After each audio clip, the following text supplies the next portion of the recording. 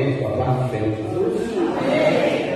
Vamos estar meditando agora e meditando na palavra do nosso Senhor. No livro de Romanos 8 diz assim: todas as coisas cooperam para o quê? Para o bem. Para o bem de quem? De quem ama ao Senhor. E eu me faço uma pergunta: você ama ao Senhor? Deus sabe se você ama e se eu amo. Amar ao Senhor não é sinônimo de perfeição. Amar ao Senhor é saber que é falho e pecador e não quer viver no pecado. E todos os dias quer se aperfeiçoar na verdade e na graça de Deus. Então todas as pessoas que amam ao Senhor de fato, elas crescem rumo à estatura do varão perfeito, que é Jesus Cristo. Ninguém que anda com Cristo, ninguém que ama Ele de fato, fica estagnado ou retrocede. O verdadeiro que ama Ele sempre evolui. Em que sentido? Olha para você e para mim, irmãos, né? Nossa conduta. Nós temos falhas? Temos, todos os dias. Mas se puxarmos o nosso histórico, o nosso passado, existem coisas piores que fazíamos e que agora já não fazemos mais. Por que razão? Porque nós estamos caminhando rumo à estatura do perfeito Cristo, que é o Salvador da nossa alma. Isso me fez pensar num texto em Romanos 5. Romanos 5. Como todas as coisas cooperam para o bem, e nós amamos o Senhor, em tudo dai graça. Como hoje Deus iniciou esse culto aqui numa adoração, é adorar no dia do culto, é quando lhe falta tudo, é quando a dor lhe consome, é quando as dificuldades aparecem, é adorar a mesma coisa. Porque muitas vezes é fácil adorar quando a conta do banco está boa. Não é? Quando a saúde vai bem, obrigado. Quando o casamento está mil maravilha. E quando está o vento contrário a tudo isso, manter a adoração é só para os verdadeiros adoradores. E nós estamos aqui para isso, irmão, para nos tornarmos cada dia mais adoradores de verdade. A cada passo que damos, o Senhor nos aperfeiçoa com a sua graça. Livro de Romanos, no capítulo 5.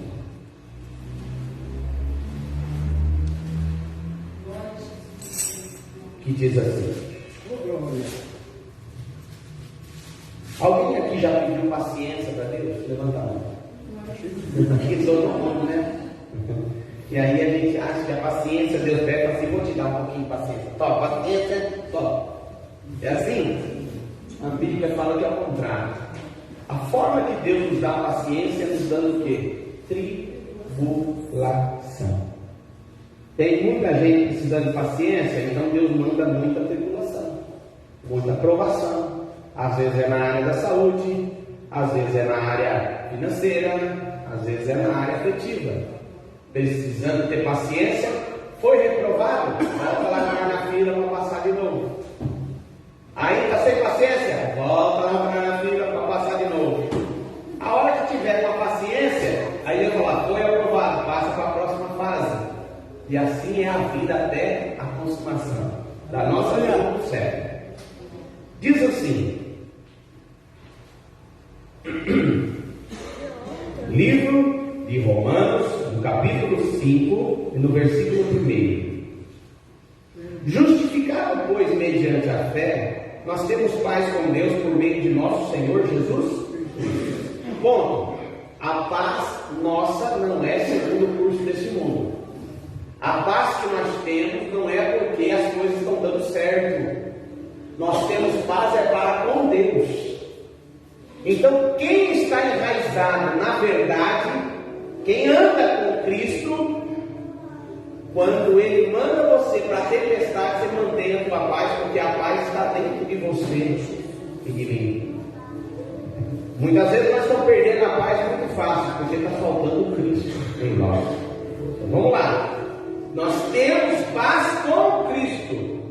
Versículo 2: por intermédio de quem obtivemos igualmente acesso, pela fé, a esta graça, no qual estamos firmes. Aqui está falando com um povo que está firme, na graça de Cristo.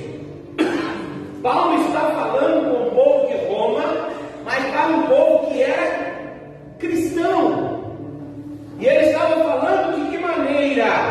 Na graça a qual nós estamos firmes. E estando firmes, nós o quê? Nos gloriamos na esperança da glória de Deus. O verdadeiro homem de Deus, que está firme na palavra de Deus, ele se gloria na glória de Deus. Aquele que quer se gloriar, glorie-se nisso, irmão. Tem um nome escrito no livro da vida. Saber que esse mundo é passageiro. Você pode estar passando uma luta, uma provação. Você não conseguiu às vezes nem uma casa própria, mas lá no céu o Senhor Jesus disse que há muitas moradas, não vai ter que pagar aluguel.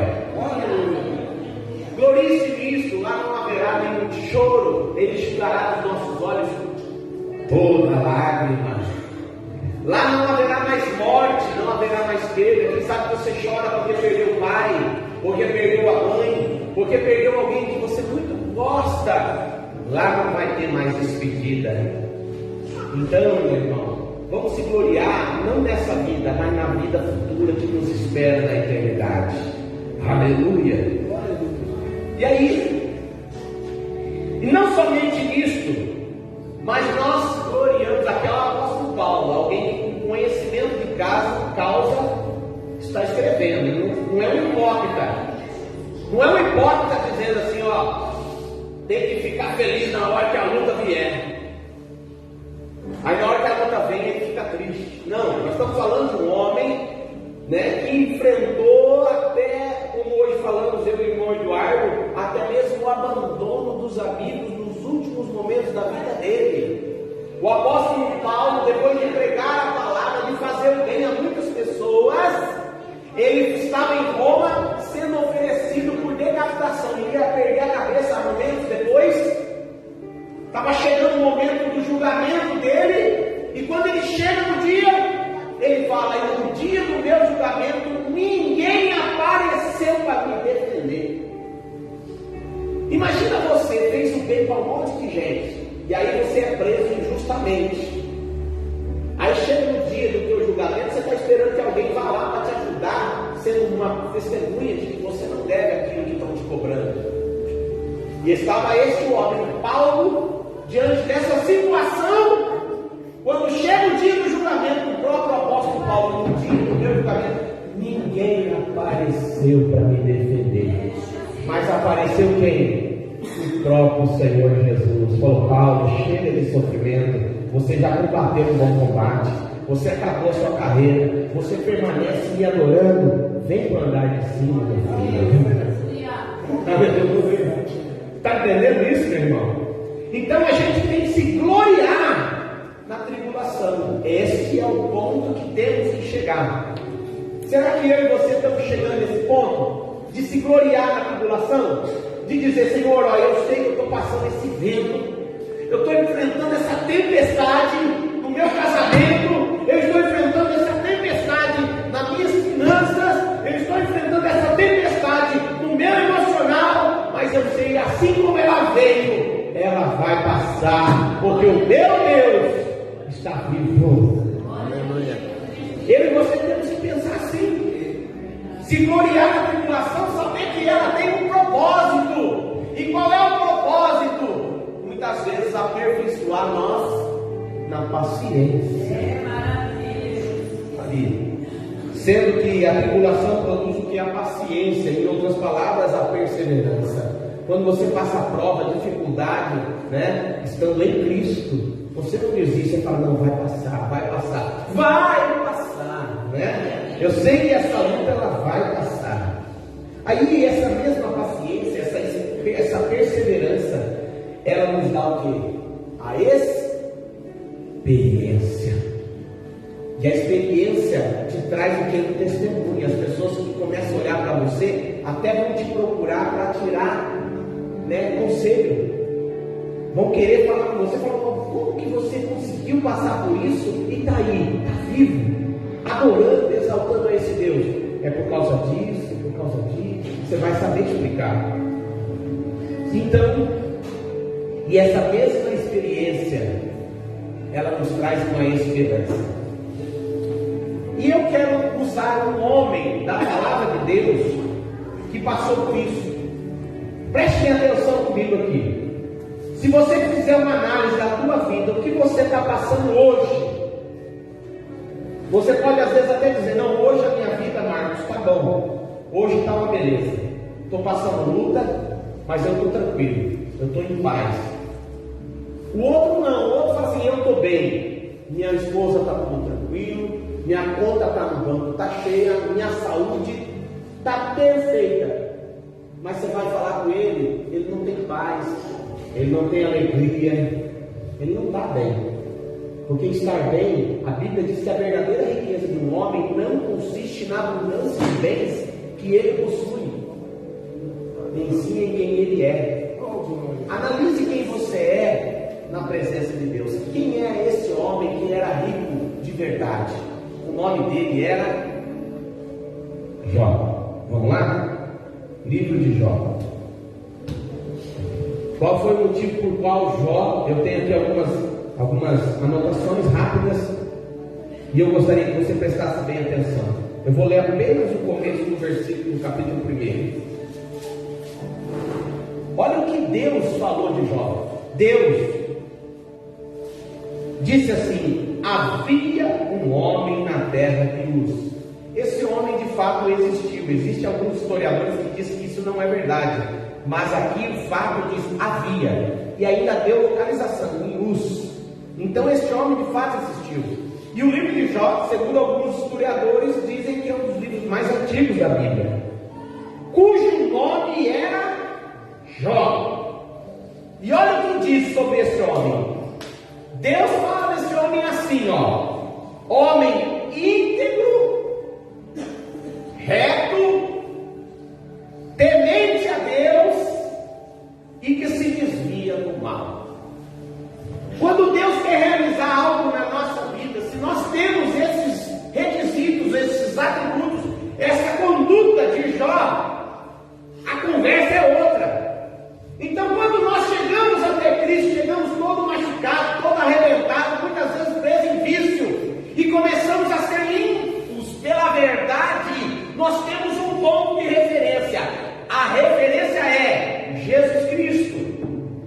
E Jesus Cristo deixou a palavra como referência, e uma das palavras é a referência da vida do homem, por nome de Jó. A Bíblia diz que ele era o quê? Íntegro. Integridade. Muitas vezes nós somos íntegros, deixamos escapar algumas áreas da nossa vida onde manchamos o nome de Jesus. Porque tem muita gente que fala: não é para tomar o nome de Deus em vão. E tem gente que pensa em falar graças a Deus em vão, o nome de Deus em vão. Não! Quando a Bíblia está dizendo tomar o nome dele em vão, é carregar o nome dele como testemunho, de maneira que envergonha ele, é em vão. Quando nós estamos dizendo que somos de Cristo e não vivemos como devemos, nós levamos o nome dele em vão. Não é a pronúncia em vão, é a forma de viver em vão. Porque quem olha para mim e olha para você, se você não estiver vivendo, não sente vontade de seguir esse Deus que tudo pode. Então, outra coisa, ele era íntegro e reto, tinha uma conduta ilibada. Ele também era temente. Tudo que vamos fazer tem que haver um temor em nós. O meu falar, o meu pensar, o meu agir, tudo que vamos fazer tem que haver temor. E não só isso, tem que haver uma decisão tomada. Desviar do mal. Tem muita gente que tem temor de Deus em palavras, mas na hora de desviar do mal é que está o problema. Na hora de fugir da vontade do inimigo é que está o problema. E eu tenho umas anotações aqui. E eu vejo o seguinte, que o inferno ele vem fazendo um esforço concentrado para destruir o quê? A família. Por exemplo, Jó era um homem temente a Deus, desviava do mal, mas para destruir Jó, o inimigo vem aonde? Na família. Muitas vezes o inimigo não consegue te atacar, então ele fala: onde eu vou? Nós vamos estudar nesse momento aqui sobre esse fato. Nós vamos ver aqui alguns pontos que o diabo atuou. Primeiro ponto, Deus, né, a introdução da mensagem começa assim: Deus dá testemunho de um homem. Eu gostaria que Deus pudesse dar testemunho de mim. Eu sei que ainda existem áreas que precisam ser mudadas, e eu gostaria que Deus pudesse dar testemunho de você também, de chegar ao ponto de dizer assim: você viu, Satanás, minha filha Sandra, como me ama? E o inimigo é o acusador, né? Porque aí, dentro dessa introdução, nós vamos ver que o Deus, ele dá testemunho de nós, mas existe também o diabo, que é um anjo que está na terra. E qual é a forma dele trabalhar, dele agir? Ele levanta suspeita sobre a motivação pela qual nós seguimos a esse Deus. E eu lhe faço uma pergunta: qual é a motivação que você está aqui hoje? É porque você acostumou a vir na igreja? Qual é a motivação pela qual você veio aqui hoje? É porque você ama a Deus? Deus sabe. E o diabo tenta acusar a mim e a você, dizendo: ele serve o Senhor porque o Senhor serve a ele de bênção, né? Deu a ele saúde, deu uma vida boa.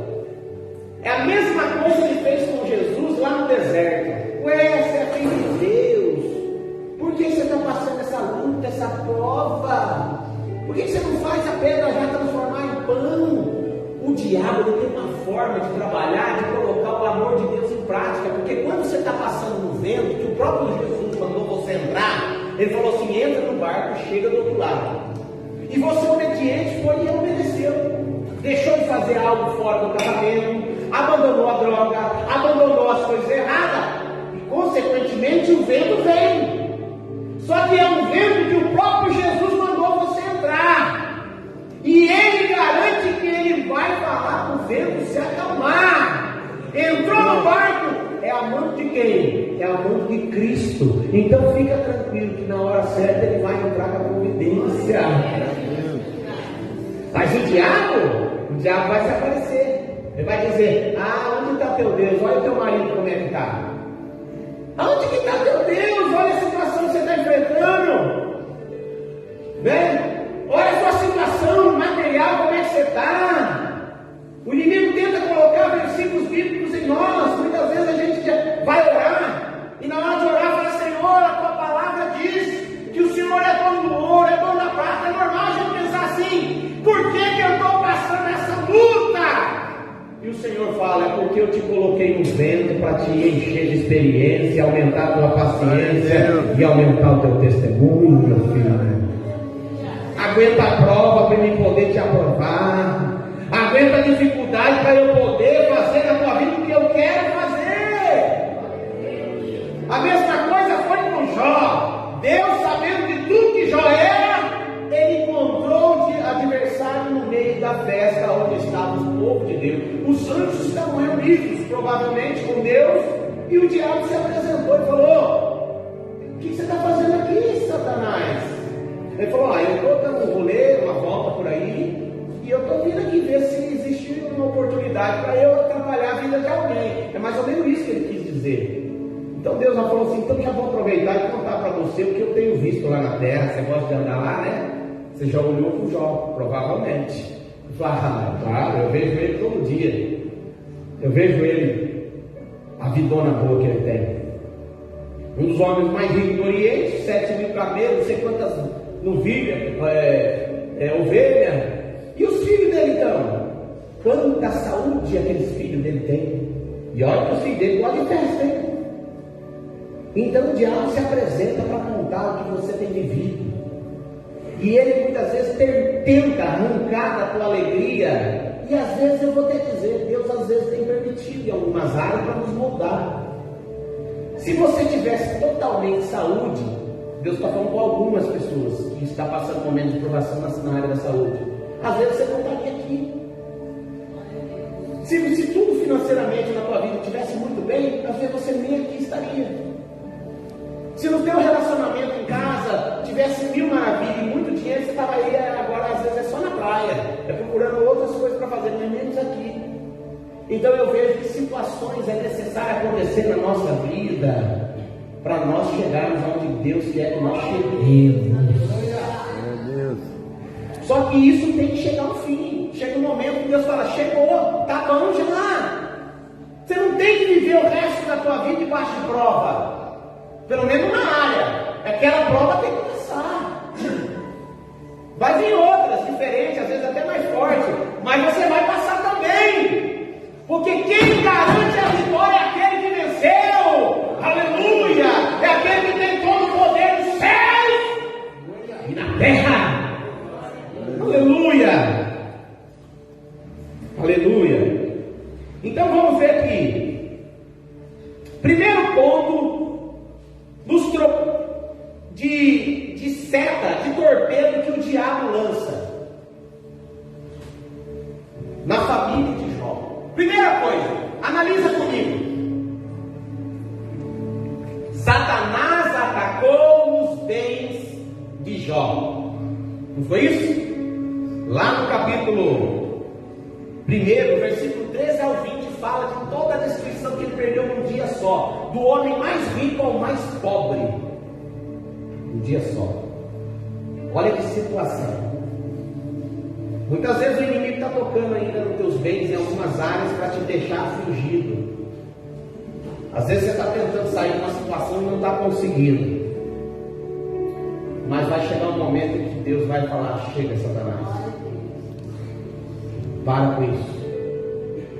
Outra área que o diabo toca para arruinar a família, quando não é no bem material, ele vem e toca nos filhos. O que foi que aconteceu com Jó?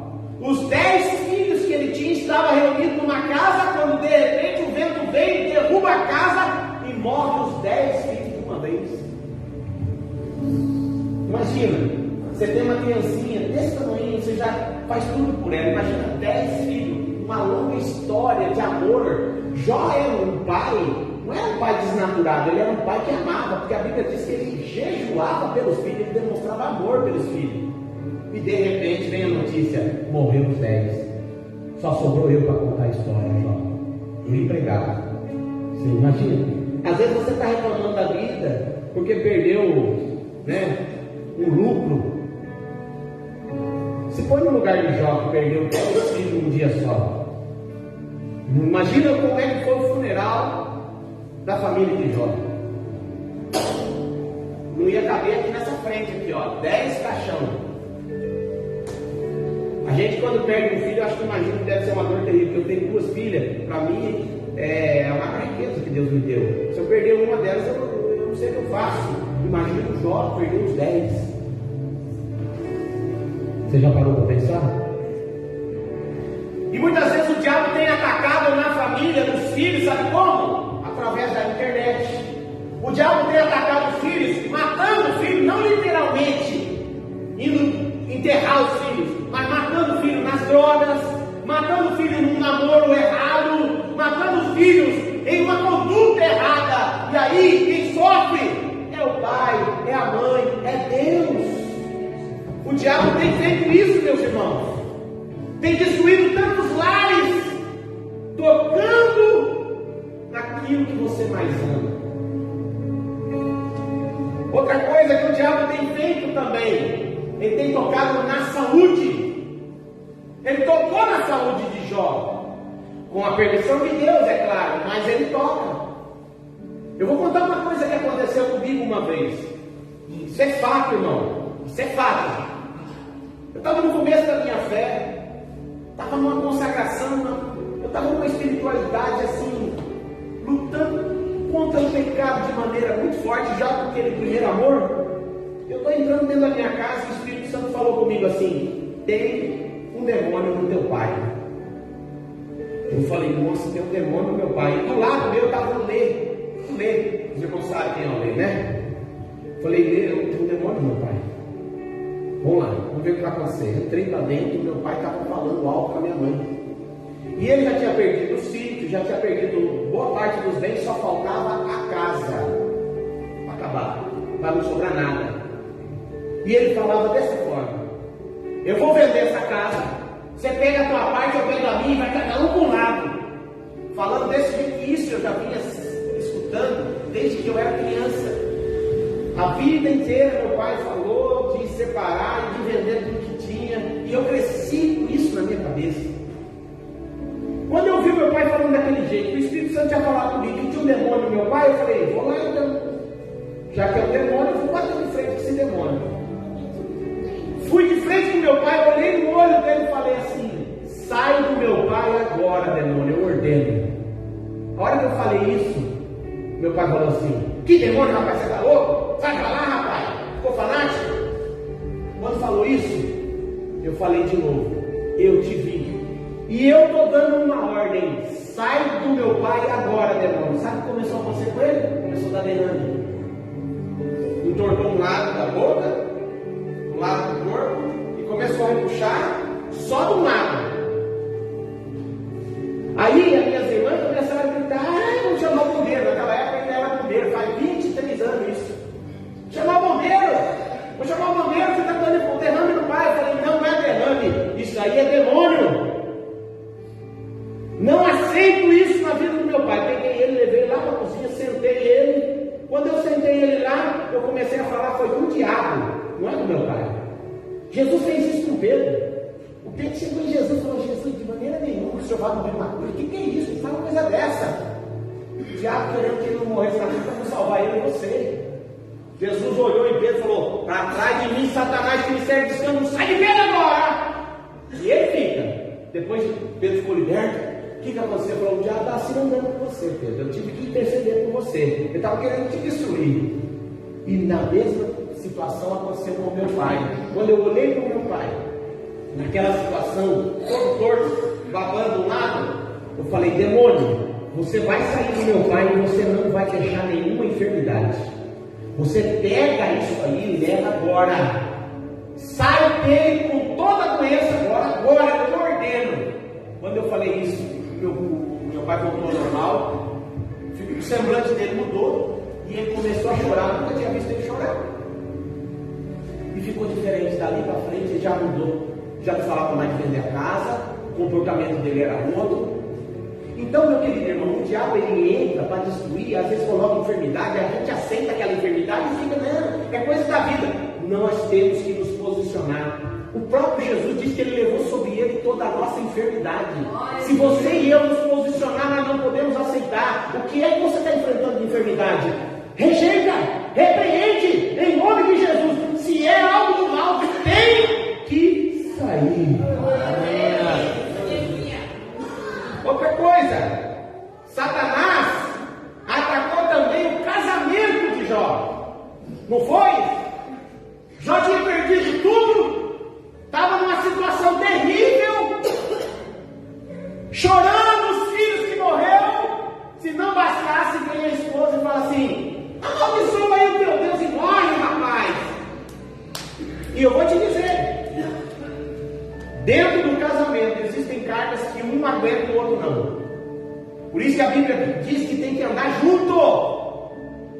Por quê? Porque o dia que um passa na prova, se o outro está muito para trás da vida espiritual, berra igual cabrito, reclama, murmura. Por quê? Porque a prova que o marido está passando, ela tinha que aguentar.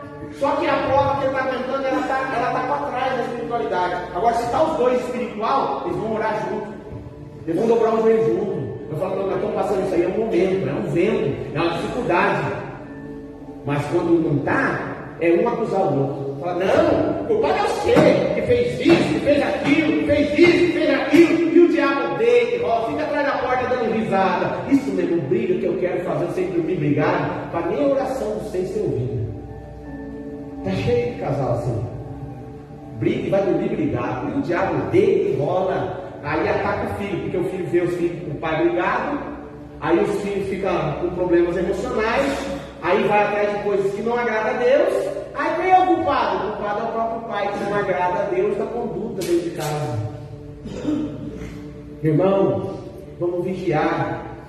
O diabo tem entrado nos casamentos. Jó, nesse caso aqui, a provação era de Jó. Deus não falou: tu viste a minha serva, a esposa de Jó, mulher temente, fiel, sincera, que divide do mal? Ele não falou isso. Ele falou para quem? Para Jó. Então a prova era de Jó. Tanto que a mulher, no meio da caminhada, não aguentou. Mas Deus não deu outra mulher. Ele deu 10 filhos de novo, mas com a mesma mulher.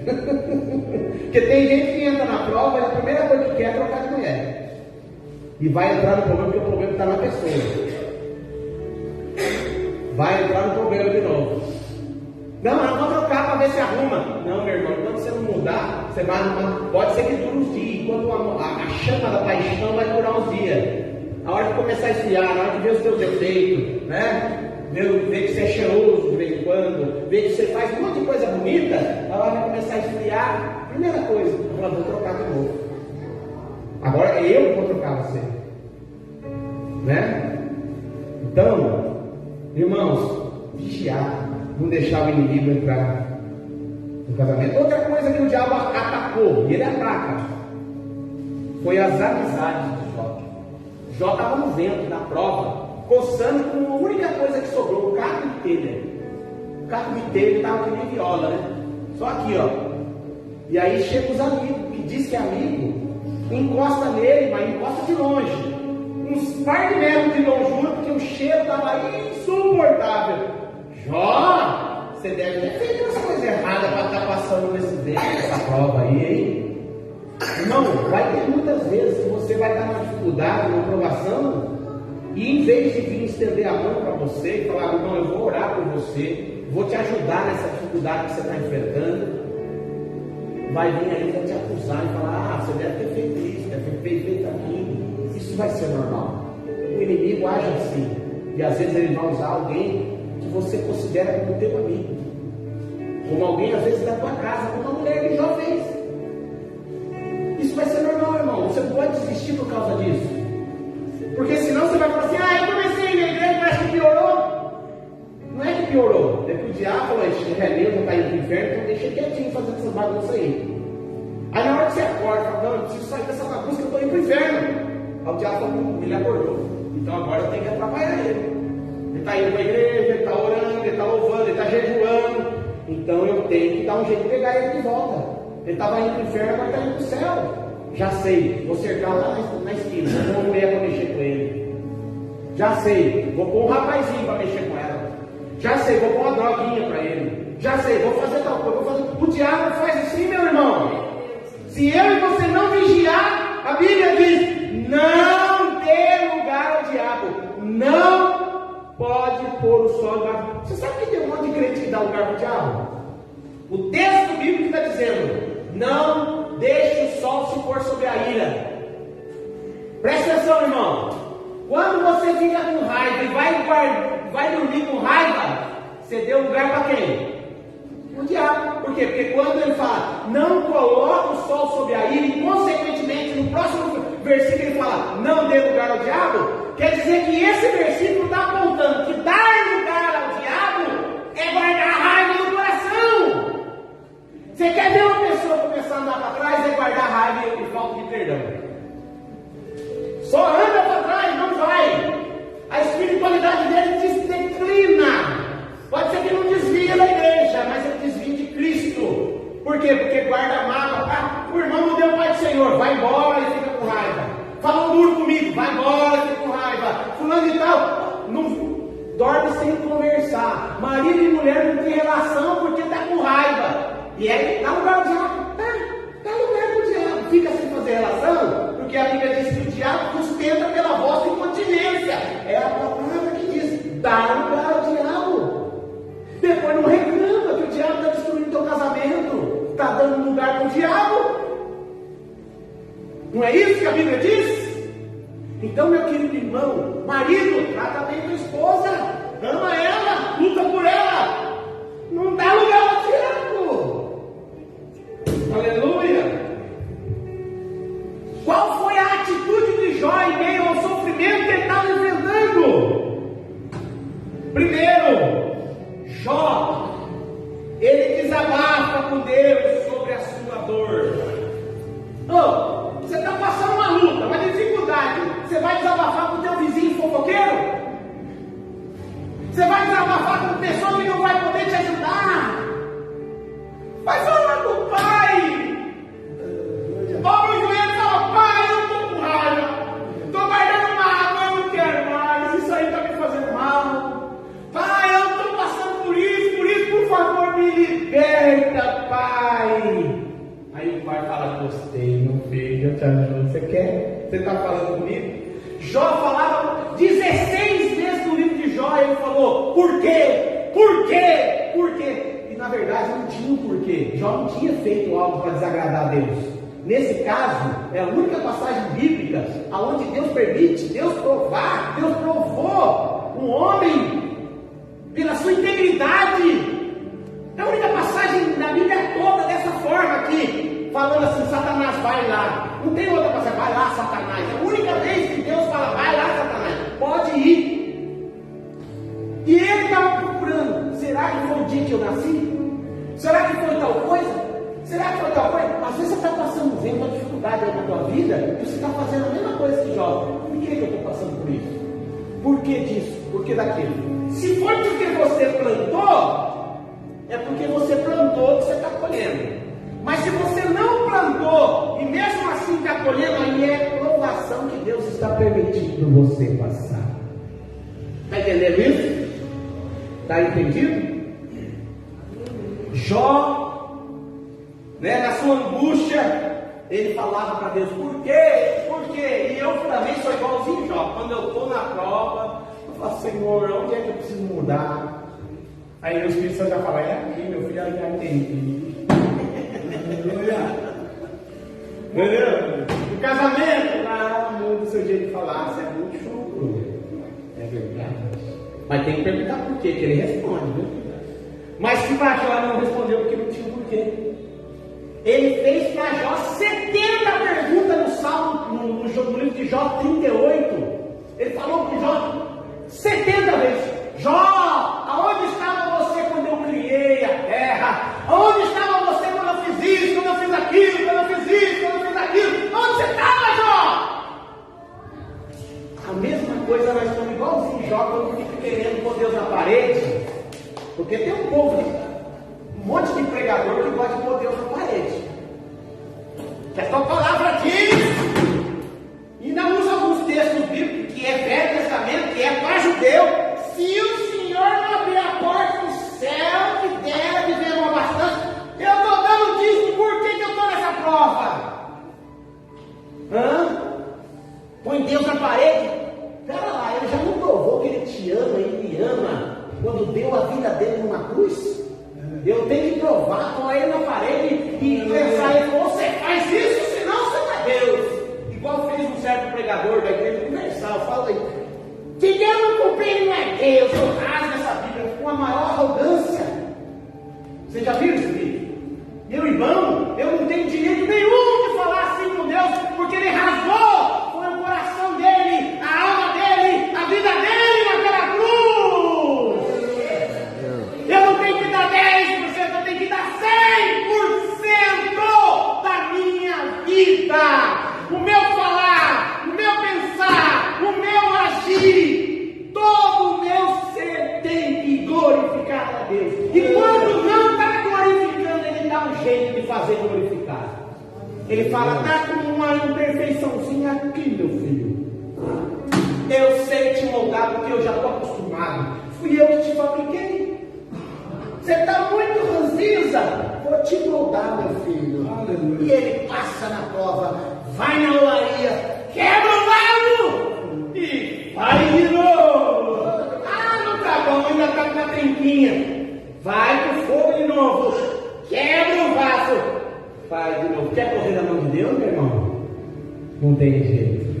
Uma vez que você entregou a sua vida para Ele, com livre e espontânea vontade, porque ouviu o chamado, Jesus te ama, Ele morreu por você. Você quer entregar a sua vida para Jesus? Aí você veio, feliz e contente, e falou: Senhor, eu entrego.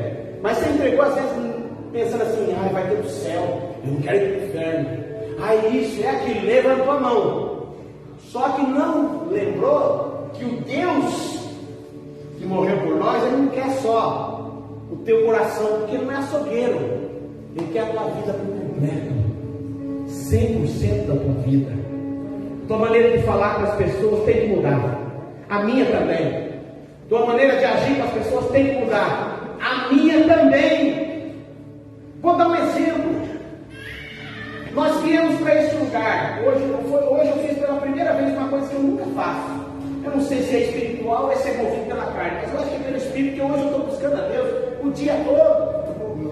Nós temos o costume, hoje eu cheguei atrasado, fui lá buscar o irmão Daniel, chegou um pouco atrasado. O que nós já tínhamos que estar fazendo? Ô Marcos, chegou atrasado, que falha é essa sua, né?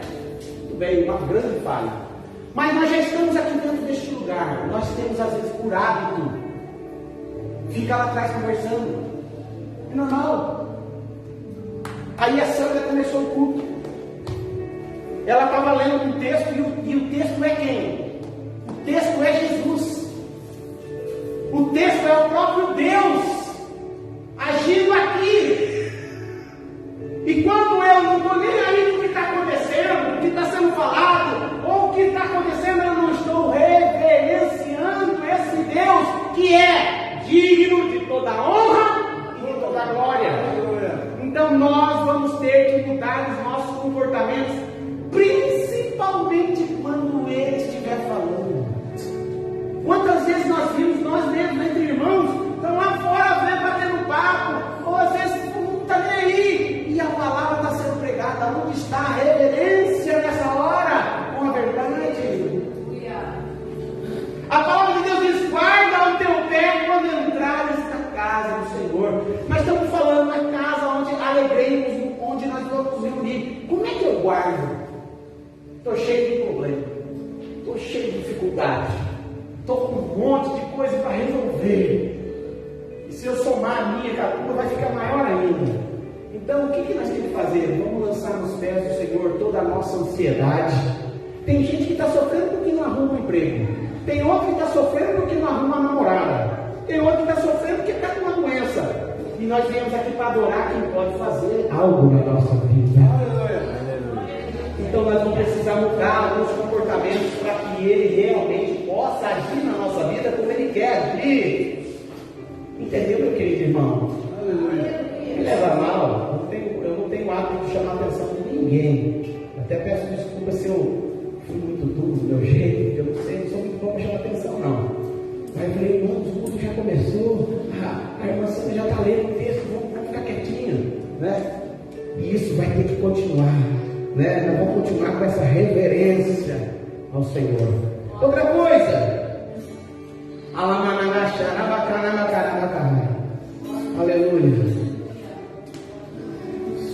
Senhor Jesus. Satanás,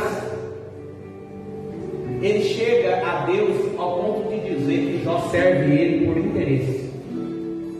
E em alguns casos ele tem razão. Tem muita gente que chega em Deus por interesse. Tanto que quando Deus não dá o que ele quer, ele vai embora.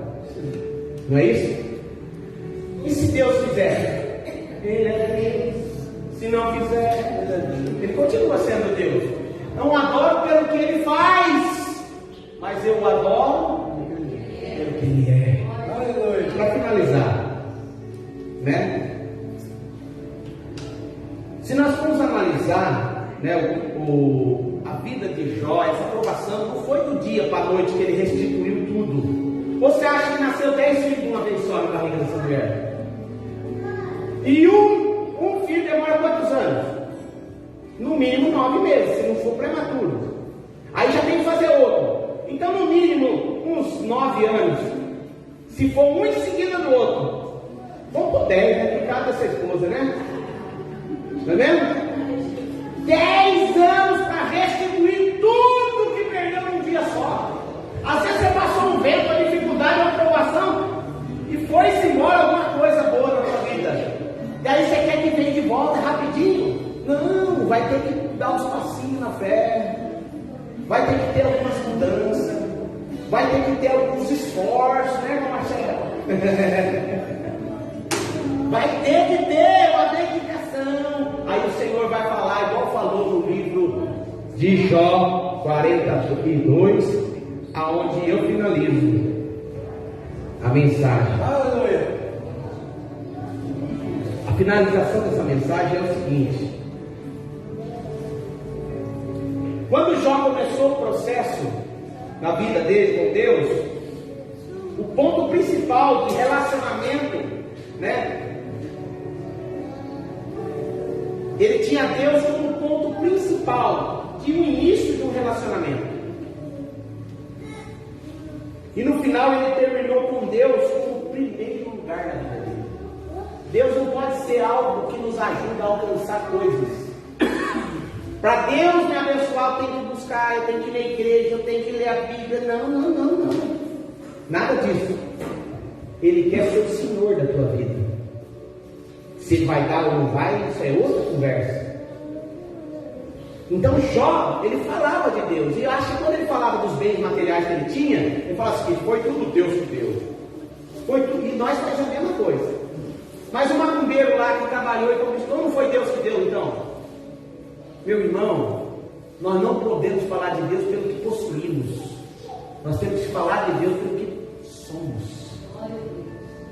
Não é mesmo? Então Jó provavelmente falava de Deus. E todo mundo falava: ei, Jó, você é um cara abençoado. Eu já vi um monte de gente falar que o cara é abençoado porque tem bem material. E Jesus falou que é mais fácil passar o camelo do bagulho que o rico entra no céu. Eu falei: então é mal abençoado, em vez de ser abençoado, se for ver, está dificultando a entrada no céu. Então fica, né, essa pergunta. Então Jó agora, ele só via, falava de Deus. E como é que ele finaliza a sua vida após tudo que ele passou? Vamos ler? Livro de Jó 42. É o mesmo que Deus vai fazer na tua vida, meu querido irmão. Eu creio. Você crê? Então vamos lá. Diz assim as Escrituras.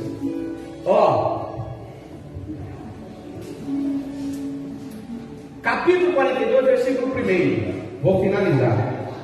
Então respondeu Jó ao Senhor. Olha como é que a conversa dele muda. Bem seis que tudo pode, e nenhum dos teus planos podem ser frustrados. Estava humildezinho e estava reverenciando a autoridade máxima. O que o Senhor quiser fazer, o Senhor faz. Se o Senhor quiser me matar agora, o Senhor mata. Se o Senhor quiser me dar vida, o Senhor mata. Se o Senhor quiser me dar uma esposa, o Senhor dá. Se o Senhor quiser fazer qualquer coisa, o Senhor faz. Eu te amo, meu Deus. Lembra-te de mim. Aí, olha lá. E olha só, nenhum dos seus planos pode ser frustrado. Versículo 3. Quem é aquele, como disseste, que sem conhecimento encobre o conselho? Na verdade, Paulo falava, o Jó falava isso. Jó estava meio questionando Deus. Ele não estava blasfemando. Ele estava querendo saber por que ele está passando por aquilo, amaldiçoando o dia que ele nasceu e outras coisas mais. Aí Deus faz a pergunta: quem é que estava fazendo isso? Aí ele responde: na verdade eu falei porque eu não entendia. E eu e você muitas vezes agimos errado, sabe por quê?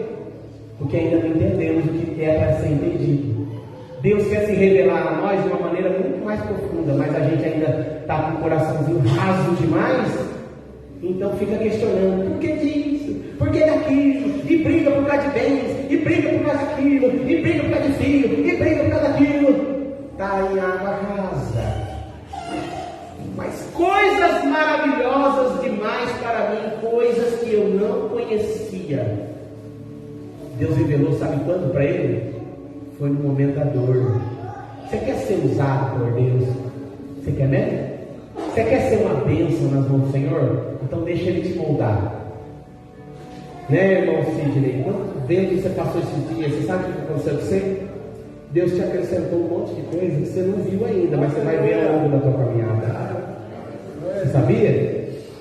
Então esse vento que você veio enfrentando esses dias aí, que nós muitas vezes de longe chorava por você, orava por você, mas não tinha o que fazer. Por quê? Porque você tinha que passar. Era o teu vento. Tem vezes que eu estou no vento, os irmãos ficam olhando de longe e falam: Marco, eu queria te ajudar, mas não posso, meu irmão, é o meu vento. Às vezes Deus está querendo me mostrar alguma coisa. E é isso. Às vezes não. Eu tenho certeza disso. E aí Jó então: escuta-me, pois havias dito, e eu falarei.